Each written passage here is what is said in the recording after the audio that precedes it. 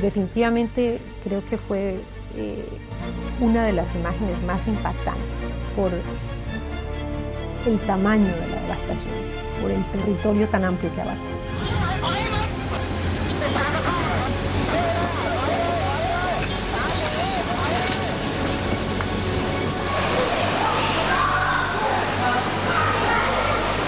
Yo creo que la mitad de la gente no conocía qué era la palabra tsunami, ¿no? De verdad que la cobertura empezó por definir qué es un tsunami. No podíamos creerlo, no podíamos creer las imágenes que estábamos recibiendo, imágenes muy dramáticas.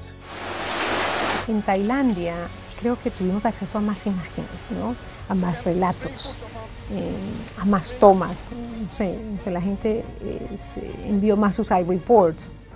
Era horrible ver esas escenas y ver a tanta gente en necesidad, a tanta gente que lo había perdido todo y que muchas veces, a pesar de querer, ni siquiera eran capaces de mantener la esperanza para poder seguir adelante, ¿no? Después empiezas a ver las ramificaciones de lo que tiene.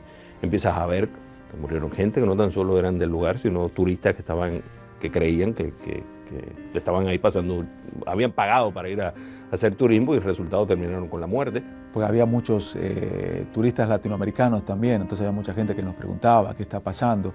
Revisar los mensajes de personas que estaban buscando a sus seres queridos y hacer el enlace entre familiares, entre amigos, etc. Y después encontrar la otra parte que llegaba incluso de los propios reporteros que estaban in situ. Fue de las cosas más gratificantes que como periodista pude haber hecho en esa tragedia. Tantas historias que no terminan, ¿no? Y arrebatadas por un fenómeno natural.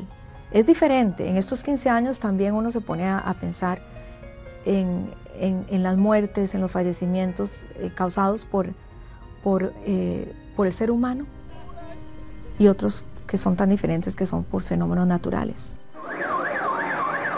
Son fenómenos naturales que creo que nos hacen ubicarnos y saber que realmente no somos nada a comparación de esa fuerza tan grande que es la naturaleza.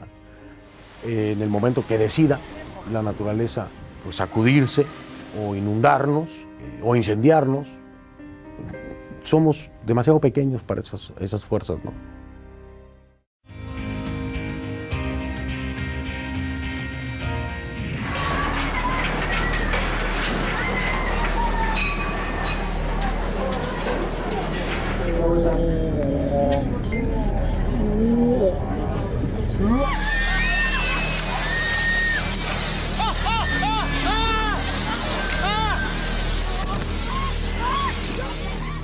Nosotros estábamos al aire, nos tocó dar la noticia en café cuando fue el terremoto en Japón, y lo primero que reportamos fue la magnitud del terremoto.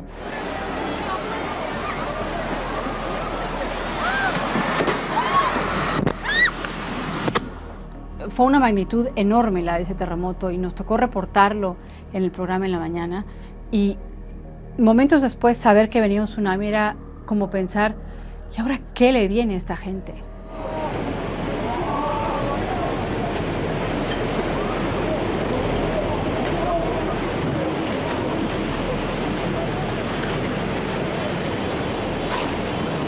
El terremoto de Japón y el tsunami es un caso muy particular porque se convirtió en una triple cobertura en el mismo lugar. Era el tema del tsunami, era el tema del terremoto y de pronto fue el tema nuclear.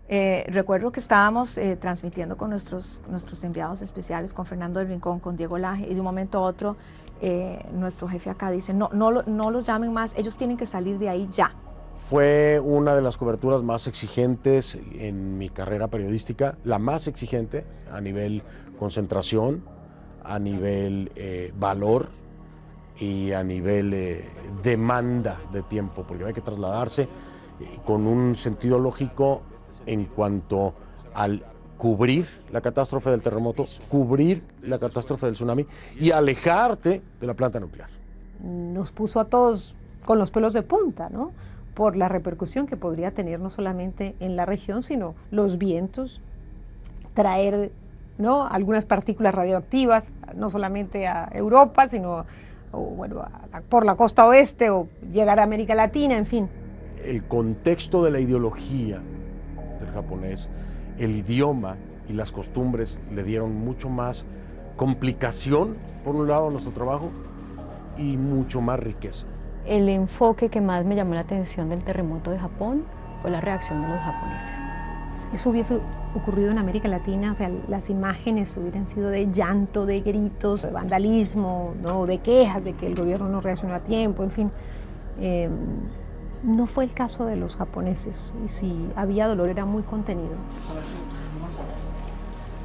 Veíamos ese pueblo japonés perfectamente organizado, ordenado, sin caos, consiguiendo lo que se podía conseguir, en filas que nunca se rompían. Impresionante.